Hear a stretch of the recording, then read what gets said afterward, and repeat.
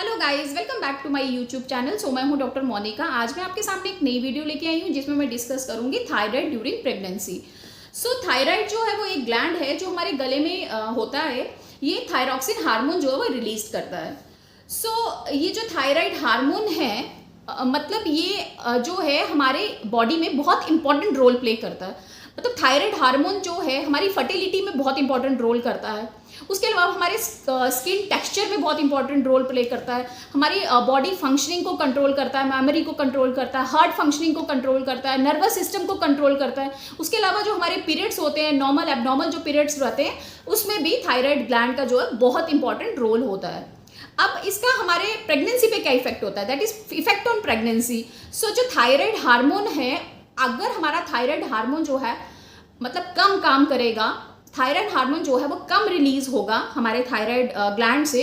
उससे क्या होगा कि जो हमारा बेबी है या जो बच्चा भूम के अंदर जो बच्चा पल रहा है, जो बच्चा रह रहा है, उसके मानसिक विकास में बहुत इफेक्ट पड़ेगा। मतलब उसका जो मानसिक विकास जो है वो प्रॉपर तरीके से नहीं होगा, उसका आईक्यू लेवल जो है बहुत कम होगा, उसका जो इंटेलिजेंसी लेवल जो होता है ना वो बहुत कम रहता है। वो बच्चा जो है प्रॉपर इंटेलिजेंट नहीं होता, उसका आईक्यू लेवल जो है वो बहुत कम रहता है।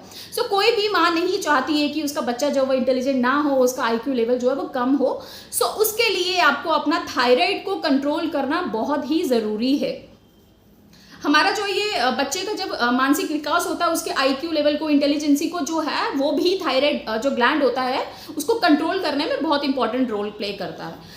जो ये हाइपोथायराइड ग्लैंड जो है जब ये कम काम करने लगता है, अब ये दो तरह के होते हैं, एक होता है हाइपोथायराइडिज्म, एक होता है हाइपरथायराइडिज्म। हाइपोथायराइडिज्म में क्या होता है कि ग्लैंड जो है वो कम काम करने लगता है। कम मतलब उसमें जो हार्मोन जो रिलीज होता है वो कम रिलीज होना शुरू हो जाता है, जिसे हम हाइपोथायराइडिज्म बोलते हैं।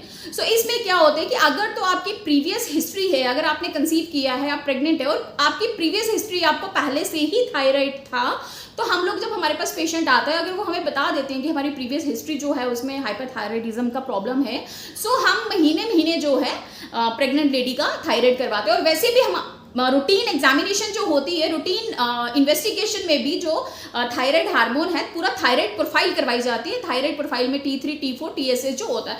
जब अब आपके पास एक वुमन आती है जिसने कंसीव करा होता है, तो फर्स्ट विजिट में ही सबसे पहले जो उनकी इन्वेस्टिगेशंस होती हैं, फर्स्ट विजिट में जो इन्वेस्टिगेशन होते हैं उसमें थायराइड प्रोफाइल भी करवाई जाती है, जो कि बहुत इंपॉर्टेंट होता है। थायराइड हार्मोन का कंट्रोल होना बॉडी में बहुत जरूरी है। अगर तो आपकी प्रीवियस हिस्ट्री है, आपको ऑलरेडी जो थायराइड हार्मोन है, तो हम लोग उसको प्रॉपर तरीके से हर महीने महीने जो है थायराइड चेक करेंगे और उसकी डोज जो है उसी के अकॉर्डिंगली डिसाइड करेंगे। और अगर आप फर्स्ट विजिट में आए और ड्यूरिंग प्रेगनेंसी अगर आपको थायराइड हो रहा है, उसमें भी हम लोग routine first trimester, second trimester जो है रेगुलरली 1 मंथ के बाद टेस्ट करवाते हैं, और उसके बाद थर्ड ट्राइमेस्टर में 15 दिन के बाद जो उसका।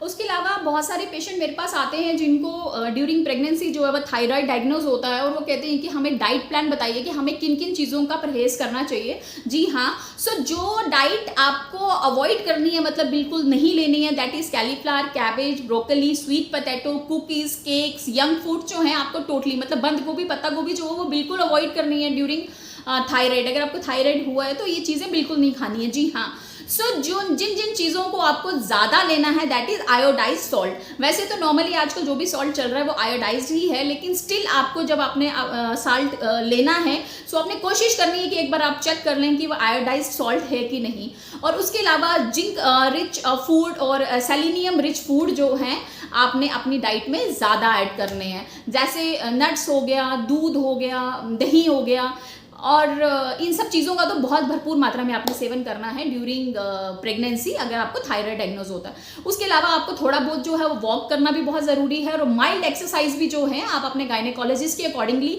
आप उनसे एडवाइस ले लीजिए कि हमें कौन कौन सी एक्सरसाइज करनी चाहिए। माइल्ड एक्सरसाइज भी जो है वो आप कर सकते हैं।